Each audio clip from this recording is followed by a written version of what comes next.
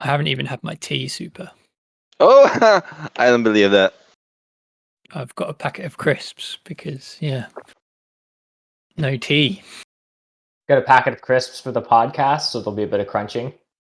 Well, this is the thing. I might have to mute myself and stuff some crisps down my face at some point. Fair enough. Do not mute yourself when crunching. What's that? Misophonia or something. People don't like it when they hear eating, right? So, thank you for joining us, Webber. Much appreciated. Yeah, thanks for having me. This is a real treat. I'm grateful to you because it was you who first got the in with Team Canada, which sort of started this whole thing off. So yeah, I'm very grateful. Oh, interesting. Oh, totally. Right. That was the first, of course, the first kind of podcast was like the post game interview with Team Canada after after that incredible win. Yeah. Go Canada. So yeah, that was sort of what started this idea off. So yeah, very grateful. We are going to talk about the recent Fire 2 group stages and chat about the games. As discussed, this is not an interview, so you're off the hook. Super's hard-hitting questions will not be coming at you. All right. Not holding me to account. Yeah, some of the stuff I had to cut out for NerdCube, he really went at him. Right, went at him hard, eh? Yeah, I hear, Super, you've got a reputation as an interviewer as being kind of... Really? From whom? No, I'm just joking. I'm just totally making stuff up. I have no idea what I'm talking about. Yeah, I figured as much so. All right, before we start, and before you check the files and your notes, I have a question of different sort. During the F2O games, group stages, and also second chance games, there are only 2 factions that haven't been picked this season so far. Do you remember, or could you guess which ones those were? Gosh, it's like some trivia. 2 factions that haven't been picked. Yep. Okay. So I'm betting that dwarves probably have been. That's one faction that comes to mind on Fire and Ice, but I bet that has been picked. Just sort of going through the color wheel. Halflings is a possible contender. Orin? Maybe no Orin because everyone puts witches. Maybe, but I do see I do see quite a bit of Orin. Amazingly, D-Finesse likes tossing in Orin for sure. There was an Orin game. Witch's block. It's like a classic block on Fire and Ice to toss in Orin to a game. It's sort of like throwing halflings in on a Lakes game. So halflings is going to be one of my picks, but I'm just trying to think of who the other one would be.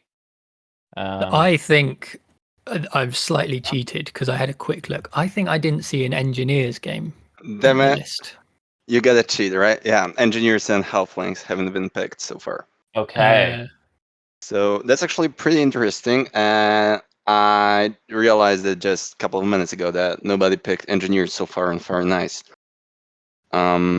Which I always used to think of them as actually pretty good on Fire and Ice. Well, they're very good factions, a very good faction in general on every map, but yeah, that's pretty intriguing. And we've seen dwarves once, so there's that. I always associate Ghostly with throwing in dwarves. Was that in Ghostly's game? Nope. It was Barnwell playing dwarves on the second chance game of the Fire Division.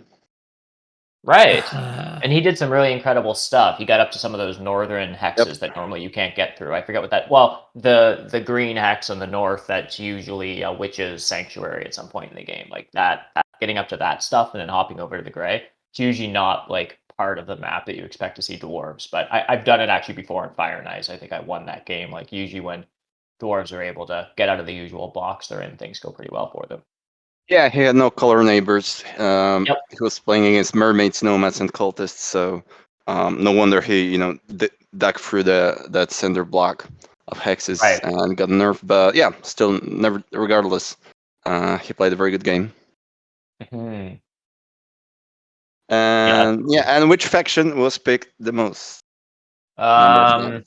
There's one, 5 times. Which is?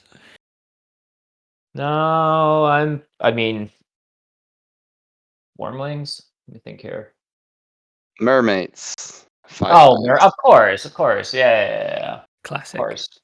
Yep. Can't believe I was actually thought that was Swarmlings for a second. Yeah. Swarmlings were picked twice, actually. Were picked twice. Still blue, so you were kind of close. Yep, fair enough. I'll take it. Sure. So, yeah. I have no more questions regarding that, so we can move on. No more trivia.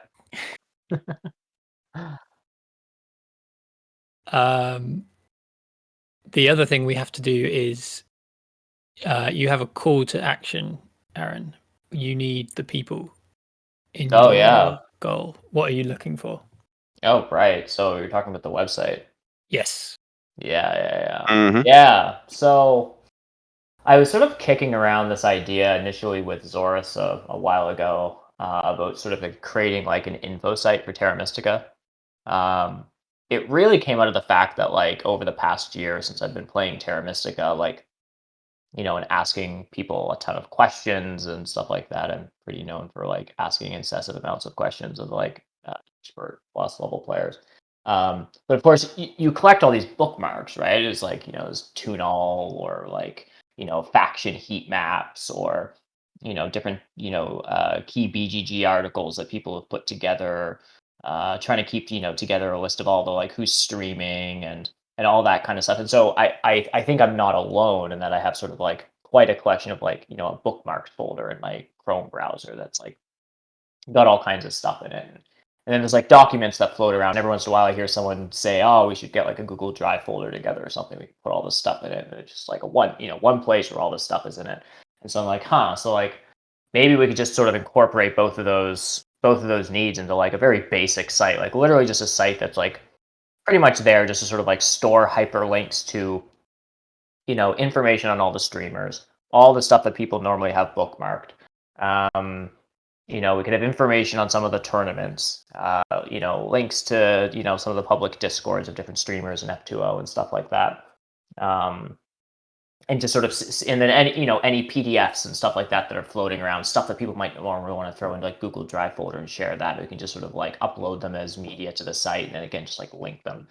So I sort of had this idea and was thinking of doing that. And then Zorus was sort of also separately chatting with me about, putting together his sort of desire to put together a site for the Tuesday League. Because right now they've got like registration form and they've got this Google sheet that sort of shows, once people have been seeded into divisions, who's playing who and what the games are and stuff. And so it's basically like a Google form and a Google sheet. And it's like, maybe we need to build a website for that. So then that's sort of where this idea came. It was like, well, let's bring this stuff together. We can build like a info site for Terra Mystica, put a whole bunch of stuff on it, and then also it can be sort of the site for Tuesday League. So people can go to this website and actually like register on the site for Tuesday League. They can go back to the site to see where they've been seeded, into what divisions and who they're playing. And then people who are watching the games can also just like go to the website to see the standings and that kind of stuff. Like all that stuff can be brought into it.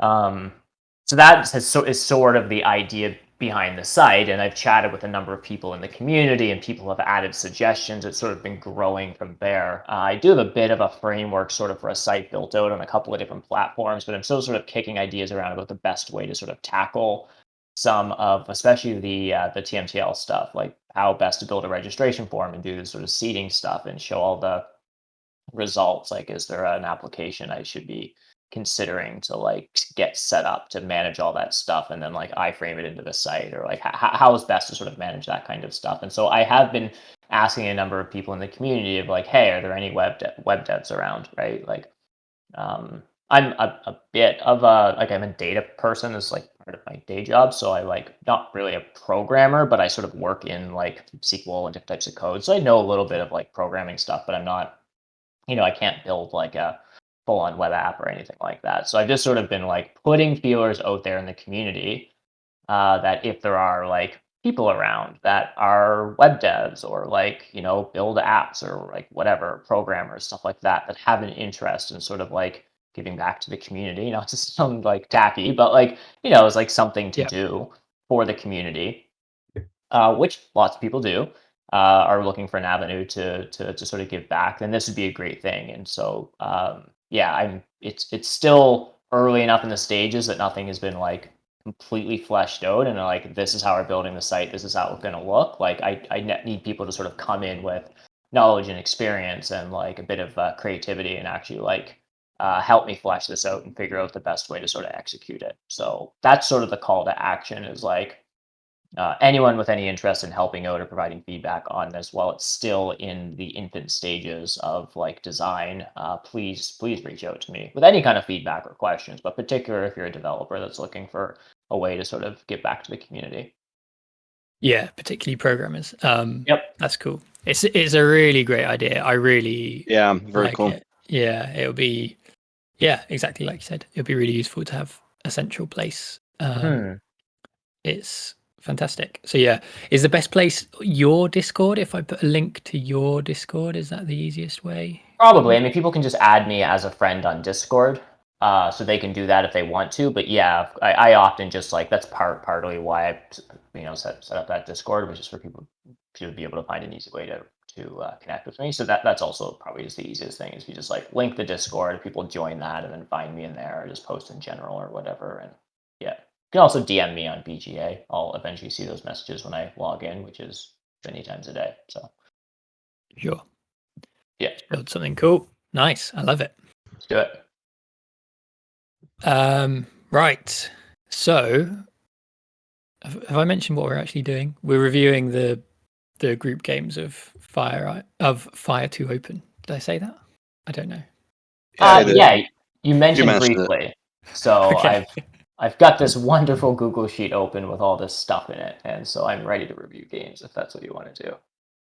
Let's review games. I presume we didn't all watch all the games, and in truth, I've been quite busy, so don't tell Bizzle, but I didn't watch all of the games. So feel free to jump in if you did watch any of them. The first one in the Fire Division was Of This Parish, Ghostly, against Nerdcube and Bowser Hugs, but Babuk won with Witches. I didn't watch that game. But I was sad that did or Ghostly didn't? didn't win. I didn't. I did not. Okay. I watched it live actually, and it's. Oh, you stayed up. I think so. Yeah, I think I did. I watched the whole thing. And at this moment, I had this strong feeling that. Well, okay, I'm gonna say it out loud. This tournament so far has been a festival of pretty bad moves and calls that we probably haven't seen in F2O history yet. And many players suffer the fancy play syndrome here, and we can see very good players actually ending up fourth. With pretty questionable, at least, moves. So in this first game, Bowser was the first one actually to suffer the fancy play syndrome, where he was playing mermaids in a pretty good setup, let's say. He opened with a double dig. He then took a double dig round 2. He took a single dig round 3. And also he had a spade bone in round 1, right? So he had like 6 digs or something in the first 3 rounds. And he didn't secure one of those hexes that allowed him to go northeast. And Babuk with Witches, he just waited for a second for Bowser to pass, and he just dug it and took it, right? And it was actually pretty, pretty devastating for Bowser's game. He scored 100 victory points. And I'm not saying that, I would do anything better. I probably I didn't even qualify to F2O, right? So all I'm saying is that we've seen with other players that we're going to talk about too, it was pretty disastrous for many of them. And there were a lot of those, very weird moves that go against every single principle of playing a faction, So Babuk won this game with a margin of 51 points over Bowser. And yeah, and even a couple days before the tournament actually started, the group stage, I played the game with Babuk and a couple of others. I think it was Ghostly and Zivak. And Babuk said in the game chat that he doesn't feel like he deserves a spot in F2O, against all those players, legends and so on. And he actually won the first game, against Nerdcube too. Right. Yeah. So, and Bowser Hacks and Ghostly. So this speaks volumes about how this tournament, goes, and it actually repeats throughout every single game so far, almost every single game. So yeah. Yeah, because speaking of upsets, the second game, Ice Division, Bizzle, he was so excited after getting on paper some easy picks for his game, including, who was it he picked? He picked a Slippery, and then he got some easy picks after that, and he was celebrating, but he, to put it bluntly, failed miserably and was fourth as well. I'm not touching this game. I don't want to get banned by Bizzle, so you guys go ahead. Don't want to get banned on this. He is our boss and ruler, so we can't speak too ill of him. But he had a bad game with Darklings. Yeah, and I think many of us have had bad games with Darklings on Fire and Ice. It's not the most forgiving map. If you sort of get blocked from if decisions are made either by yourself or how things sort of break down early on in the game that prevent you from being able to build out an early economy and getting some getting some key hexes, you can just find yourself in really tricky situations with Darklings. And of course, one of the classic things is just lack of cheap hexes to dig, right? So yeah, I think this was one of those games where I'm just reviewing it right now, just quickly going through to remember the auction. I feel like Bizzle got a decent price on Darklings to start with, but I can't recall. Yeah, he did. He went in at 22 points, which feels pretty good against a Giants pick at 30. But I think there were a couple of kind of key things that happened in that game. If I recall, one was it not taking the workers action? I think that might have been one of the mistakes. The most important thing is that he didn't build Temple round one as Darklings. I mean, as I said earlier, it goes against every single principle of playing Darklings, right? Because he wanted to get, I don't know, pass early for something, or he wanted to get another 4 points because, if I remember correctly, it was Temple's even round 2. So he ended. He's a slave to the track, right? Yeah, he ended first. He's gonna be so angry.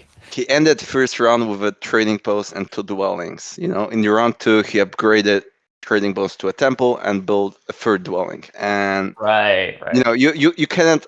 I don't know what could happen, but if you think about it this way, how could you possibly win a game with such an opening? I mean, theoretically, right? You say that Darklings player opened round 1 with a trading post and 2 dwellings, and you're like, all right, well, he's not gonna win it anyway, right? So no matter how hard you try, I don't know what could happen there. Yeah, I do recall this game. It's one of these things that I see people do sometimes in Terra Mystica. I think I do it a little bit too often, perhaps. Some players are a little bit more protective of their power. But it was one of those things where he took the priest really early so he could double dig that green hex, which is really good for Darklings in the center, because then you have 2 other hexes that you can take. And even if you don't get one of them, if there's a yellow faction that wants to dig that brown they often want, you can sort of continue down the peninsula and sort of you can carve out 3 hexes, and it's super nice to be able to do that. So it made a lot of sense, but of course then he didn't have power for the workers action initially. By the time he did get it, the workers were gone, and so then it's this question of, do you burn, and not just spend 3 power, do you burn 3 power tokens for that second worker that you need so that you can build your temple? And I tend to do that. I remember, I forget what it was. It's when I was learning Terra Mystica, you hear people say things in certain games and you just take them as gospel. and I just like do them forever. And one thing I remember like listening to a stream of like Chris Ho, I think it just went on this rant about like how much better a dwelling is in round 1 than it is in round 2, just for that snowballing factor. So I will almost always 3 power, unless I'm like trying to pass for 2 spades and I've like figured out the breakdown of power actions in round 2 and all that kind of jazz. But otherwise, from just a purely like economic perspective, like I'll almost always burn 3 power tokens to like get 1 extra dwelling out in a round if I can. Especially with Darklings, who start with 4 workers, right? Yeah, exactly. And they need that workers power action so hard. But also in that game, we've seen Tebep insta bidding on Fakirs. Well, yeah, right. nobody else did that. They just let him play it, and it was a pretty cool Fakirs game. I don't remember the specifics and details, but I think it was fun to watch him jumping around and doing some stuff there. So I think he played quite like a vanilla Fakir's game, didn't he? But well, and it was kind of odd because like it was one of those games where his opening like just did not seem very strong, and like I think he like took Fakirs at kind of not a great price. I mean, he got them at 30, but I mean relative to the other factions, he effectively overpaid for them in that like other factions weren't bid down as much as they probably could have been. So, you know, taking Fakirs with not as much of a point margin against other players, of course, no landscape. And then yeah, round 1 was basically just like spent power on a bridge and then just like built a dwelling. And then you know what I mean? And then so I sort of like lost track of the game at that point. And like didn't fly, right? So it's like and had a priest, but then he said I think sent that to a cult, which like kind of made sense because there was some power, and then but it was just one of those openings where it's like, oh man, this person took Fakirs at 30, like didn't get a good price on them, had kind of like an opening that wasn't super great, and then I just sort of like kind of lost track of, you know, their game at that point. But it was interesting, of course, like Tep did come in 3rd in that game, but the point margin between Tep and second and and their position in first was like not as big as you would expect. Like there was a 9-point difference between Mermaids, which yeah, played a pretty solid game and started that game again in the 20s and opened like double dig and stuff and just like did classic Mermaid stuff and like beat Tep by like only 9 points. Or, you know, I don't know, only 9. Like that's a lot in Terra Mystica, but at the same time, it's just I remember the result of that game kind of just sort of being surprising to me. yep. Especially Mermaids had an almost Mermaids had an almost dream opening. You know, he ended round 1 with Temple for dwellings. He passed on to coins, 6 coins pass tile. He put a priest to water. You know, he had another double dig or single dig, double dig probably. So yeah, against such an opening, you know, playing Fakirs for 30 with bridge round 1 and no flying there, and he lost by 9 victory points, I think. Well, I'm not sure how Ninja actually played that game in the end game in the latest round. So maybe there was something right there, some mistakes made. But yeah, in general, I think he can be pretty satisfied with the outcome. Yeah, for sure. For sure. My statement about Tep, and I said it in the chat, but I'll say it now. He is a future Fire to Open champion. And that this game from Tep was him just putting his stake in the ground, finding his feet, and he's going to come back and win it. And I'm saying it now. And when he does, it might not be the next tournament. It might be the tournament after that. He just wanted to check if it's worth his time, you know, right? Between snacks and so on. Right, because Tep is also the person that basically no commented during the Zoom call. Is that correct? During the whatever you call that thing. He ate snacks and an auto pick was made for him while he was on mute. Auto pick was made. Do you want to say anything? Nah, I'm good. I'm just eating. He didn't even need to. He just I don't even know if I can fit you guys in my calendar. He was the first. He was the first person in history to actually win the group selection phase, in my opinion. Right. So without saying a word. Nobody's ever done that, you know. Less is more. Right. Game 3, the Fire Division second game, was maybe my favorite game of the whole thing because it happened. Ran your first seat, threw in witches on Fire and Ice, won with witches. Good times. Yep. Yeah. Always. I mean, I watched a lot of Rainier's streams during, well, now 2 arena seasons ago, but when Rainier was playing a ton of Fire and Ice, and I was playing a ton of Fire and Ice, and Rainier had sort of like just started streaming or was getting like a lot more into it. It seemed like during that sort of arena season. So I was like definitely like was very involved in his Twitch community and still am, but was like spending a lot of time on his stream and chatting a lot with him about Fire and Ice. And of course, everyone knows who's spent any amount of time on Rainier's Twitch channels that he's like, played a lot of Witches games on Fire and Ice during that arena season. So always a lot of fun to see him play Witches on Fire and Ice. And right from his very opening move, it just, it was cool. It's just like It was that written. opening priest take was just one of those moves. I don't know why I find that kind of almost fancy, but when people just in first seat don't even upgrade their structure, they just like bam, they just burn for a priest. I mean, it made sense because he started with coins, and so it just like it kind of worked. But it just was one of those classic Ryan games where he seemed like he went in there with like a game plan and knew what he wanted to do right away. And Yeah, I mean, he could afford it. Given the starting spots, everybody was bullying around him, and he was in the first seat. So I checked that he ended round 1 with first move taking the priest action. He ended round 1 with 6 power tokens in bowl 3. You know, so he still got tons of leech. He upgraded shipping, built dwellings, build a temple for R2, got a cult spade, build a stronghold for witches on Fire and Ice in round 2. So, you know, everything went according to plan. And when I rewatched the game, I was actually surprised that everyone else allowed, you know, it to happen, to give witches to Rainier for 19 with such a great starting spot. Yeah, for sure. And it was good because you'd written that question, Super, for Lizzie to ask why witches, and then there's a bit. Yeah, and we know why exactly.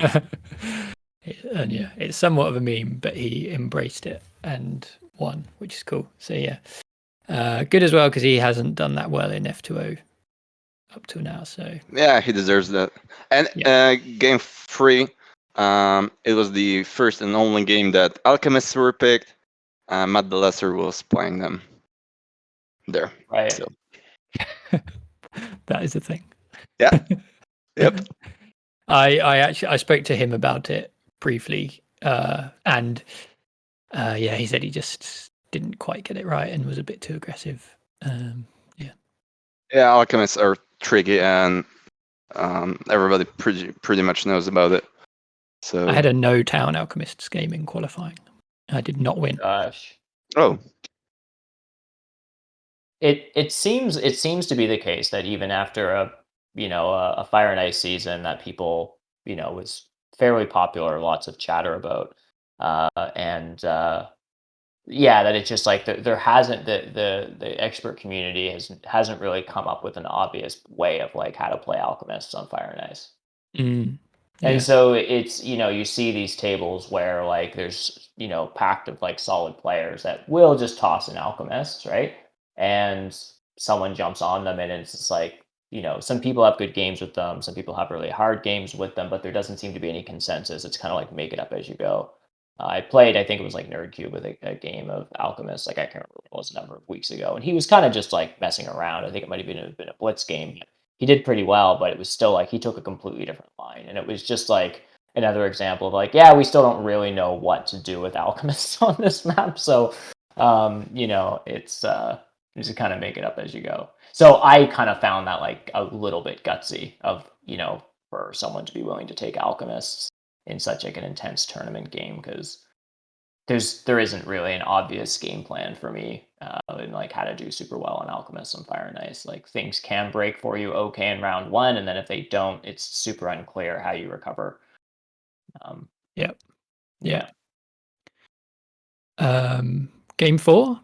Game 4, only game with a previous champion in Gino, but Zitcob won. Right. I didn't watch this one either. Did either of you guys watch it?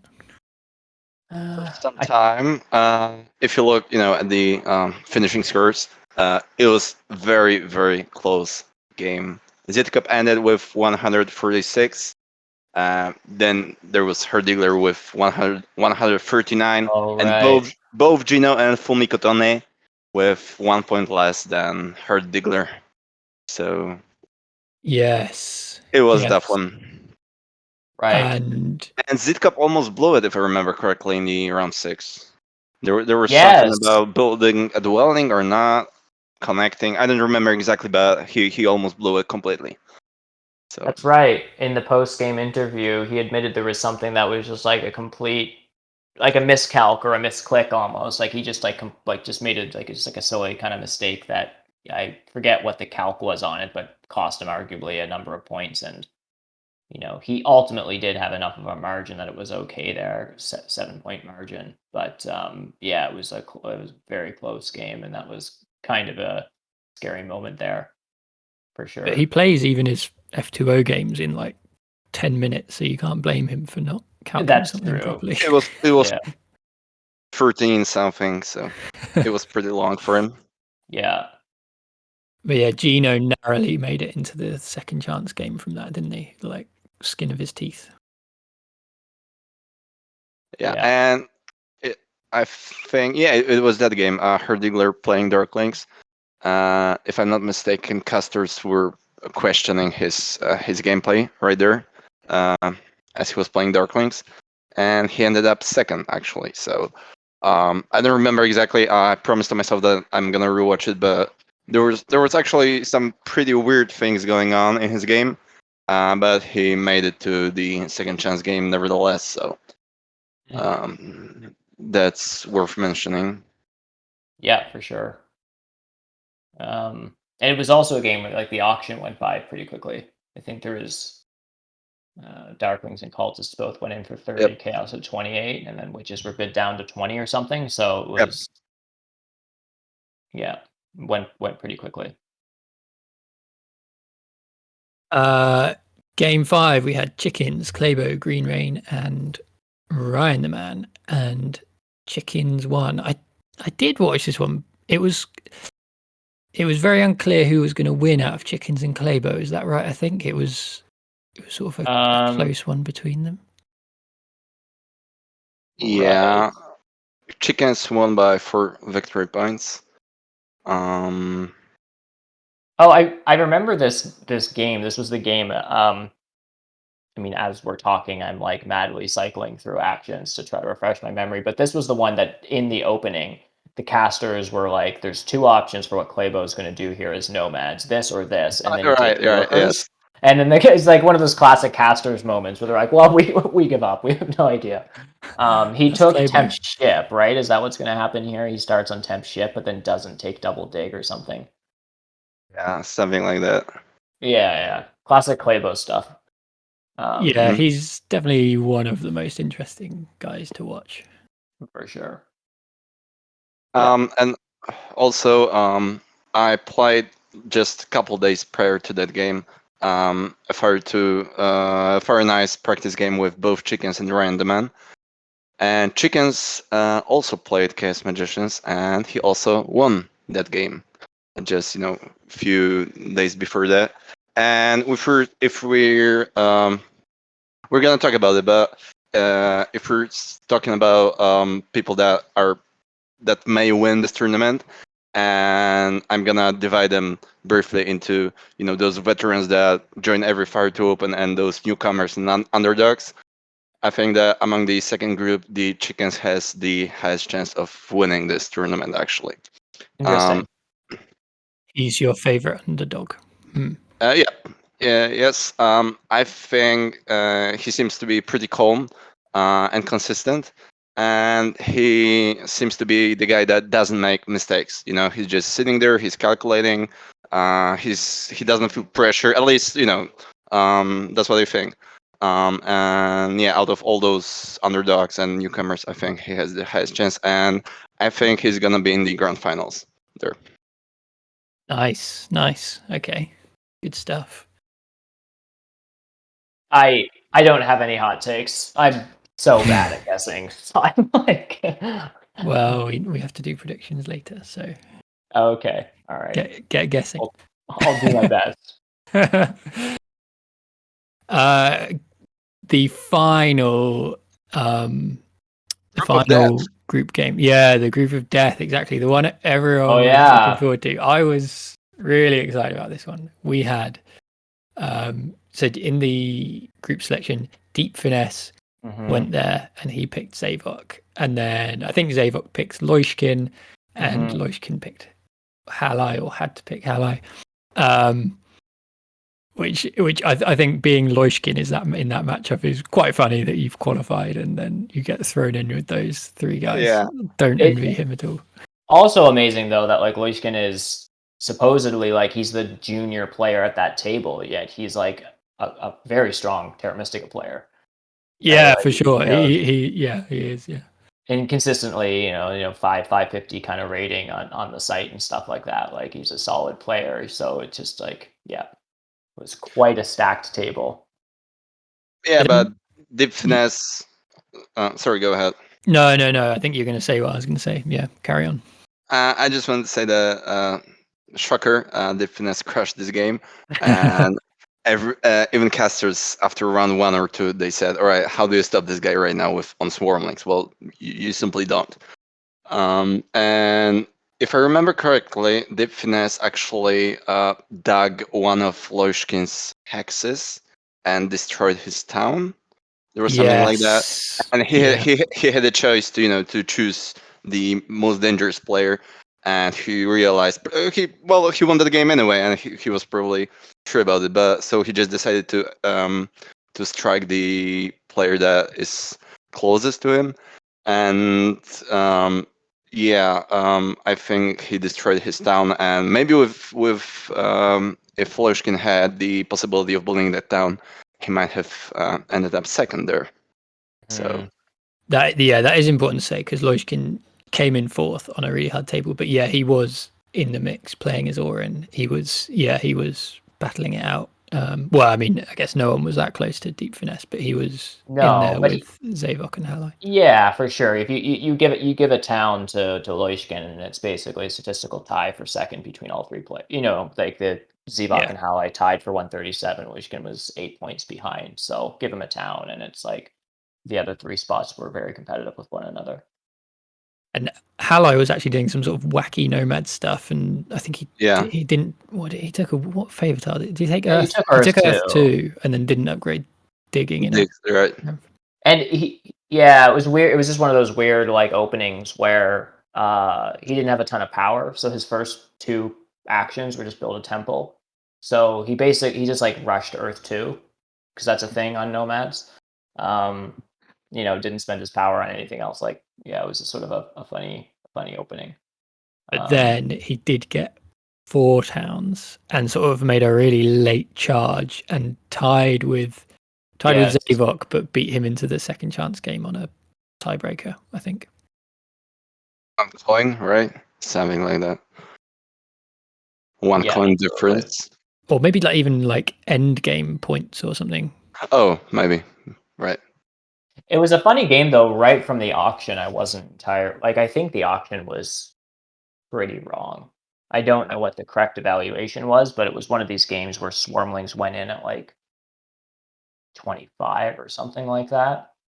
And it's just it's kind of hard to evaluate that kind of stuff, but it was just a classic game where Swarmlings they're a sandwich faction, but how much do Swarmlings care?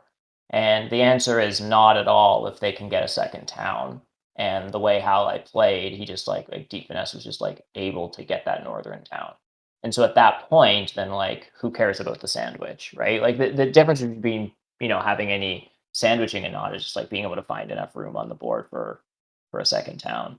But it's just like Swarmlings are just one of those broken factions that should almost always be bid down. Darklings are just like can be kind of a nightmare to play on Fire and Ice, yet they were bid down like 10 points below Swarmlings or something like that. Like, yeah, I feel like there was some sort of funky stuff going on where Swarmlings just like went in at a great price. Deep Finesse was piloting them, who's an amazing player, and then like everything that could break well for them did, basically. Sort of like My a analogy mini-game. here. Sorry, we carry on. No, that's it. Yeah, go ahead. My analogy is this was like Federer going into Wimbledon in the first game and kind of just winning in straight sets. So you don't really get to see how good he is, but he looks really solid. And that was Deep Finesse in that game. He just looked like pretty unruffled, won it fairly easily, looks very dangerous for the rest of the tournament. I'll have to trust your tennis analogy because I admittedly don't know anything about tennis. That's what Wimbledon is, right? This game, there's one more thing that has to be mentioned, is that it was almost exactly the same setup as in the first game of the International Clash, where Europe was playing Swarmlings, and they've won, actually, by quite a decent margin there. And having Zivog and Hala in this game, I think Hala was absent, actually, so it was TD Chang who replaced him in the Teams Europe that week.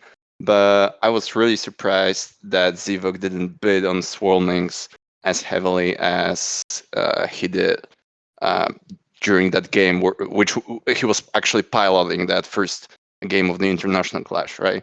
And yep, and the setup, the track and pass styles were pretty similar. Actually, this one we discussed it a bit. This one was actually better, right, for Swarmlings than the slightly better. Yeah. game. Yep. So, what do you guys have any opinion on Zavok's sort of solo live play debut? What do you think? How good is he looking? I mean, it was just one game during the group stage. You know, Zivok is an amazing player and a legend, but he's not a god anymore. So even it was just a single game, you know, and everything and anything can happen there. He actually tied for second. And the only mistake that I think he did was he didn't bid on Swarmlings, and that was pretty much it. That can happen to everyone, you know. Right. I think Zivok looked really good in the qualifiers. He beat you in the qualifiers, didn't he, Super? Well, obviously. Which, I mean, it's no mean feat to beat Superczarny, so he must have been playing well. So, yeah, I think, again, one to watch for in future tournaments. I think it was a bit of a shame that this game was not so close, but it was cool to see Zivok and Deep Finesse playing each other, definitely. For sure. Yeah, it was definitely a good game. So that was our group games, and then last week we had the 2 second chance games. So the 3 second place players from each division, and then the closest third place player or had a game, and you had to win to go through into the division finals. So in the fire division, we had Clabo, Barnawal, Matt the Lesser, and Ghostly. So that's a cool group, cool players there. And Clabo did it with Mermaids. Yeah, this was also the game that I casted, so I do recall a good bit of this. Yes. I guess I didn't watch it. Well, the commentary is phenomenal, so you should go back and watch it. I mean, it's me and Bizzle memeing around for 2 hours straight. So what more could you ask for? Yeah, that was a blast of a cast. Bizzle had messaged me like, I don't know, a few hours before the game or something like that to ask me if I could jump on and cast. And oddly, the only thing that I had to sort of say maybe at first was sort of for a silly reason, but I was like, I have a haircut in literally forever because nothing has been open in Ontario where I live, but things have just opened up. So I made a mad dash and left the house, got my hair cut so I would look great for the stream, and then came back and said, "All right, Bizzle, I'm ready." I have a Yeah. snazzy haircut. I can be on camera now. Exactly. So the joke is like I quickly was like, "Oh no, I'm going to be on stream. Give me a minute," and quickly ran out of the house to get my hair all nice for the stream. I thought that Bizzle sends around hair and makeup people before the cast. Does that not happen yet? Not to Canada. Airfare is too expensive. It's too cold here. So yeah. Was Clavo doing anything controversial in this one, or was it a fairly standard Mermaids game? I actually don't think so. Surprise, surprise. Like I think he kind of played like a pretty normal kind of Mermaids game. The thing that was like a little less normal, I guess, was that like by sort of mid-ish game to late game, like he had an advanced shipping and ended up sinking resources into upgrading digs. I don't think that was like part of his plan early on, and I think Playable often jokes that like he doesn't have really plans going into games. He just sort of like sees how things break down and sort of adapt from there. But yeah, he ended up having to. I forget what it was. Oh, Matt the Lesser was playing Nomads. Claybo started in the south and in the eastern part of the Central Peninsula, but didn't start in that classic mermaid spot right in the center of the board. And then Nomads opened Stronghold in round 1 and smashed pretty early that blue and black hex. So he just had this random dwelling in the south and needed to connect by digging through that brown hex. If that makes sense, the brown hex that is in the center. That is sort of like Mermaid's backup. So I remember that was sort of Claybo's that was where the game kind of changed for him, because he's like, okay, so I'm not like connecting through a ton of shipping, I'm connecting through like an expensive dig. And so he like sunk resources and upgraded digs and did that a little bit. But so it was a slightly unorthodox game in that regard. But otherwise it was just like, most of his rounds he was just like, doing good stuff. Cool. So he gets through on the second chance in the Fire Division to the finals. In the Ice Division, we had Hard Diggler, Gino, Slippery, and Halai. So again, some of the Team Europe folks in there. But again, they did not win, and Hard Diggler won. This game, I think it was Ranyor and Bizzle casting this one the other day on Saturday. Yes, and Rainier said he almost said that he regrets casting it and he doesn't want to cast it anymore, because he saw how I was doing with his beloved witches. At the end, he just sounded very tired. It was like both Bizzle, normally a bundle of energy, and Ranyor, they seem to just sort of get worn down by this game. And the chat was just like, I hate everything all of these players are doing. Yeah. But I didn't actually catch this game, some of the videos have been a little slow to get up to YouTube, so I haven't had a chance to watch the VOD yet on this. Yeah, Chris, come on. So I've seen Matt Hard Diggler posting that he actually thinks that this is his best game ever. Have you seen that in Zora's best game thing at all? Yeah, I think I saw that somewhere. Interesting. But I don't remember his argument. Why does he think it's his best game? He says it was it really was probably my best game ever, especially considering the stakes and how different I looked at certain decisions compared to everybody else.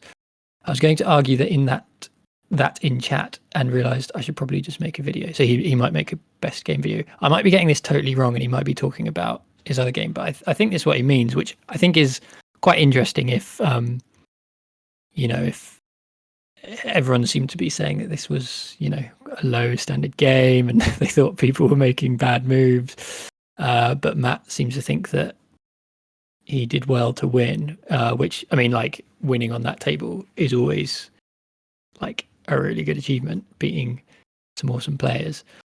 But I think it's also that thing where, a high econ game where you make 4 towns in a town round is impressive, but what arguably takes more skill is a scrappy game where you have to sort of fight for your points, and there's not easy scoring opportunities, and you have to get the win despite, tricky odds. So fair play to him. Yep. Yeah, but also I talked to Hala a couple days later. I was watching him playing Castles of Burgundy, and in that game, he made a mistake in the very first move, and I asked him about it. Right? Why didn't you take the additional action that was given to you? And he just said, "Oh crap! I didn't know this. The interface confused me." And he added that he's not. How did you? Yeah, I think he just said that he's not a particularly good gamer right now. So he's probably in that in that moment that happens to everyone once in a while, that he just I'm not sure he plays Terra Mystica. He hasn't played Terra Mystica for like a week or something. So he's probably currently in a pretty bad shape. And that's actually a pity that it happened during F2O. So, but yeah, it's not the same highlight as we are used to see there. Sure, he does play a bit of a, what's the word? I was going to say he plays a kind of all or nothing game sometimes. Where he accepts loads of leech and goes all out, and it either means he wins by a mile or he doesn't win. Right. It's sort of high risk, high reward kind of games. I agree. Yeah.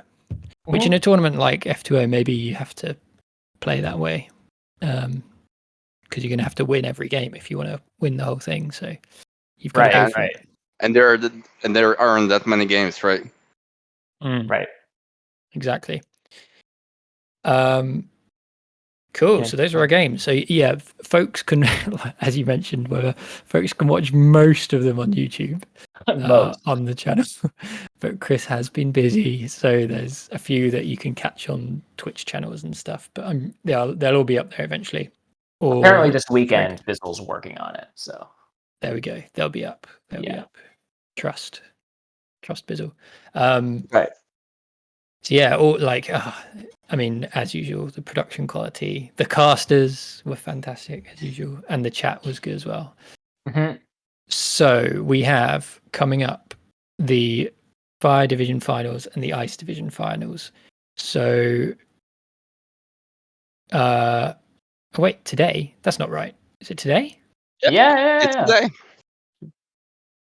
What? Oh, this is going to be late. Yeah, the Fire Division Finals are tonight. Yeah, so people can hear our guesses of who's gonna win after the games happen. Yeah. I was really excited because we were recording this and I was going to get it done before the game that I assumed was on Saturday. Okay, never mind. There we go. I know who's gonna win, and I have everything figured out. All right. Okay. All right. In the Fire Division, Rainier and Chickens are gonna advance, and I think that Rainier is gonna be first. I think Babuk is just gonna feel the pressure being in the semifinals here, and Kleibo is gonna get hit by a fancy play syndrome right there. So those Rainier and Chickens are moving to the grand finals. In the Ice Division, I still believe that Zkap and Deep Finesse are the strongest players in the table, and they're gonna move. Probably Deep Finesse is gonna be first. I'm gonna guess here. And grand finals, the winner of the tournament is gonna be Zkap. I think, yep, and I really believe that. I think he's extremely strong player that's been in the last arena season. He was the first one to attack the arena, and he was in the first place, ranked 1 during the arena season for like a couple of weeks or so. Just a couple of weeks later, Nerdcube and the Finesse and others attacked the arena, but I saw him play a lot of games.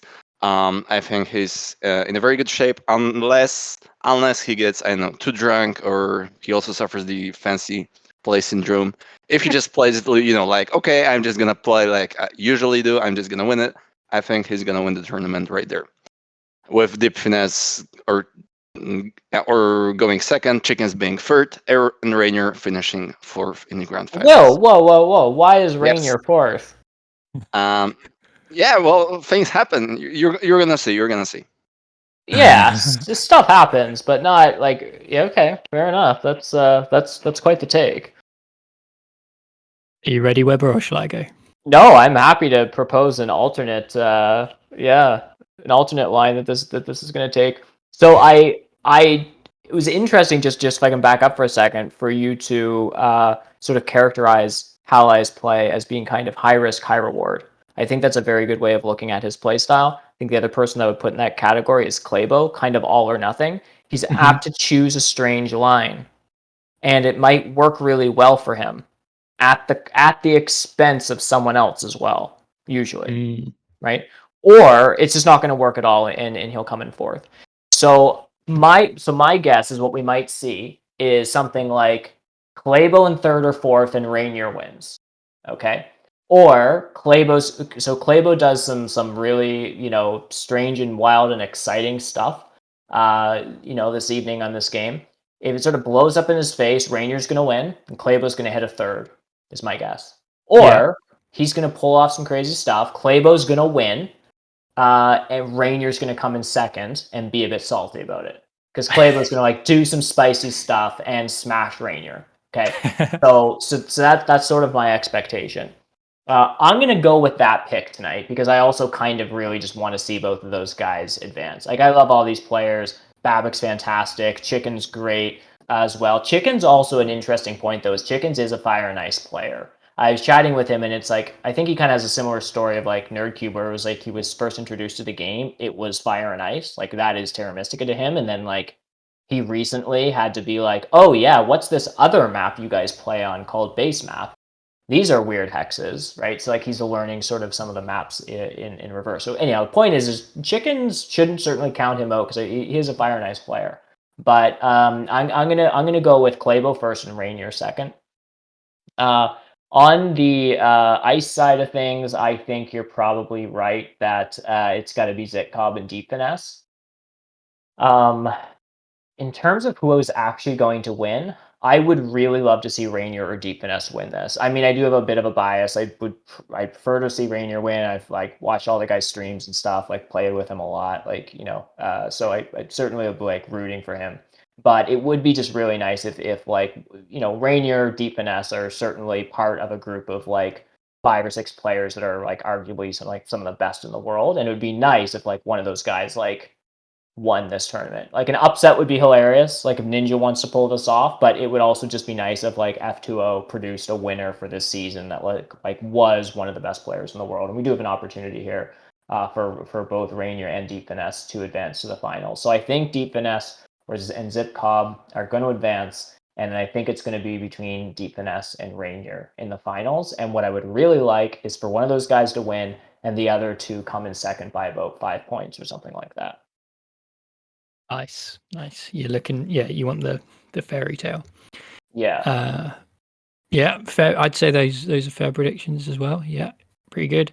I'm thinking a similar thing in the fire division of some havoc being caused by Klæbo, and my anticipation is that cannons Ranier out of winning, and Babbick wins with a sort of fairly steady, maybe a mermaid's good solid game, and Chickens second. So Babbick and Chickens advancing tonight. I'm going for. All right. So you think Very the kind of Klæbo havoc is the type where he runs over to Rainier, grabs him, and then they tumble off a cliff together? Exactly that. Yeah. Okay. Yeah.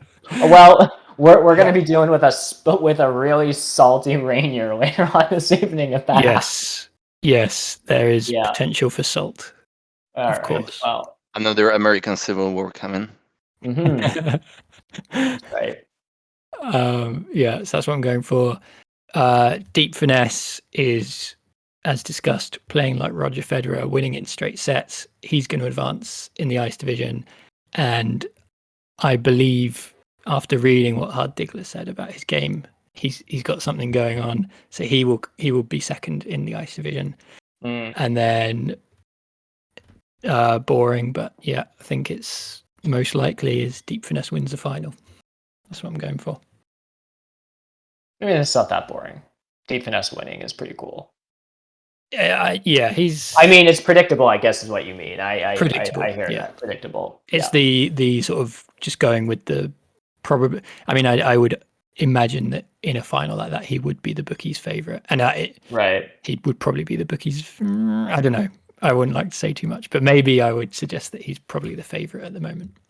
Deep Finesse is an interesting player because I would say that I don't want to call him a safe player because most people who are really, really good at Terra Mystica don't just take normal lines. So Deep Finesse does some creative and interesting stuff, but Deep Finesse is one of those players that I don't often see take bizarre lines that are either going to be really good or blow up in his face. Like, I mean, I on the TMTL game last night, like, sure, he did double econ Darklings, but it wasn't really a surprise. Like it made sense. And then he took Water 1 and did normal Darkling stuff. Like, Deep Finesse is one of these players that does just play incredibly solid, incredibly consistent Terra Mystica at the highest level.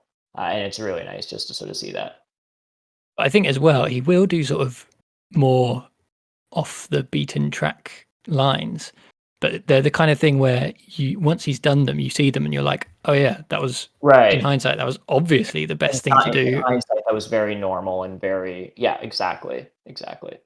I don't think Deep Finesse is guilty of fancy play syndrome, not that I've seen. The strange things that Deep Finesse will do is throw in a sandwiched faction.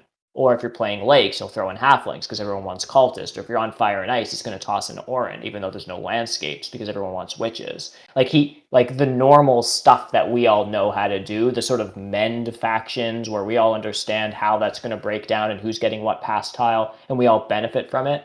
Deep Finesse has an advantage where he wants to see a 4 in a row on the color wheel of some really obnoxious factions that don't really work well with the track and the pass tiles, but he'll find a line. Of course, he'll suffer from that just like all the other players will, but he'll suffer less disproportionately. And that's often a Deep Finesse edge, is like, let's toss Orin into Fire and Ice and Halflings onto Lakes, and let's change things up a little bit. Let's sandwich someone, and he's able to sort of like figure out routes. So that, I guess, is sort of like the creativity and the oddity behind Deep Finesse, but it's certainly not like you're, any sort of like fancy play syndrome going to blow up in your face kind of stuff. Exactly. I don't know how better to characterize that in like a sentence, but if I had to like create bins of these different players, there's a bin that's that whole rant I just made, and like Deep Finesse is in that bin, maybe by himself. I don't know. Someone probably is there too. I don't know. No, I entirely agree. I think that's very well said. He sort of puts everyone out of their comfort zone and knows that he will be the best in such a situation. It's cool to watch. I agree. Sure. Excellent. Right, we'll write up those predictions when I do the edit or whatever and see who was right. Mention one thing, if I may. I understand both of you. Just looking back to the grand finals and who's actually going to win the tournament. I think you actually didn't consider two very important things here. First of all, that Deep Finesse is actually too good to win this tournament, and this guy it's not humanly possible for him to win, because he's just too good. He wins too much. And the second thing is that he's not an European, and last Fire2 Opens champions are both Europeans. Therefore, I think Zidcup is gonna win here. So okay. And you can't really argue with that. With those arguments of mine, so yeah, I'm pretty sure I'm right here. So yeah. The too good thing is, I mean, you could be getting at something where if you're so good, you get targeted, and then you can't win because everyone is just out to stop you from winning. That's something that could happen. I'm not sure it's very likely in Terra Mystica, especially at the games of such a high stake. Yeah, well, at this level, there's like if that's what ends up advancing into the finals, where we have Claybo, Rainier, Zitkov, and Deep Finesse. There's no player there that's obviously the best player that a bunch of other rookie players are going to gang up on. Like that's not. They're all just elite players that are going to play their own game. But yeah, it's not like arena games where I've totally seen that with like a high-ranking player in an arena game. Like Nerd Cube in an arena game with a bunch of low-ranking players, and like a couple of them will just like dig all his hexes or something like that to try to slow him down or whatever. I don't think you're apt to see that kind of interaction at the division finals and grand finals at F2O. The slate is just too elite at that point. Yeah, I agree. Cool. Anything else, guys? I mean, that's everything I got on F2O, I think. Looking forward to the game, though. I'm pumped now. We're ranting on about this for the last 20 minutes. Yeah. It's going to be good stuff. You watching today's game, EJ? Oh, I won't watch it live. Is it late? Yeah. I'm in work late tomorrow, so yeah, I can't watch late. So do I, but who needs sleep, right, man? Come on. I'm in Eastern time, so all these streams are pretty easy for me. I'll just throw it on the TV. I'm just gonna watch Chickens Advance, and yeah, that's my plan for tonight. Awesome. Webber, who's on your all table stream this week? Oh, open table. I totally forget. So let me just pull this up. Who we got this week? Oh, of course. Okay. Superczarny's coming on the stream. Hey! Really? I mean, you're still coming, right? I guess we should just confirm. Yes, sure. I am obviously. Okay. Superczarny is officially confirmed for this Friday. We've also got Babbitt coming, which is awesome. You'd think I would have remembered after sitting here talking about him for a while. And Danny B is coming back, who is definitely on the stream. So yeah, Danny and Babbitt and Superczarny. It's gonna be a good time. That's at 6 o'clock Eastern. Who needs sleep? Base map. Well, I will need sleep. No, I don't actually need sleep, man. We're gonna play in the it's midnight right here. Yeah. So. Wait, what? It's it's to see 6 hours ahead for you. I see what you mean. Yep. Yeah. That's a little late for you, but I appreciate you arguing. It's Friday, so it's cool, Oh, okay. I really appreciate you offering to come on. It's always a pleasure, and it is a bit of a challenge to I'm always trying to rotate different players coming on, and it certainly has been a challenge to try to get find times that work for folks in Europe. That is why over the sort of the coming weeks, probably starting in for the July 31st game, and then for the next couple of weeks after that into August, I have to move at least just for a few weeks to some Saturday games. So we'll do them around noon, 1 p.m. Eastern. That way it's more evening in Europe, depending on where people are. So I can try to filter in some European players. That's sort of the plan. Cool. Nice. Thank you very much, both. Good fun talking. Fun to do something a bit different, doing a game review thing. So yeah, this is really good. It's a lot of fun. Nice. Cool. I will speak to you both at some point soon. Awesome. Thanks so much, EJ. It was a pleasure. Thanks, Superczarny. Good chatting with you too. Thanks. See you on Friday. Absolutely. See you then. Bye. Have a good one.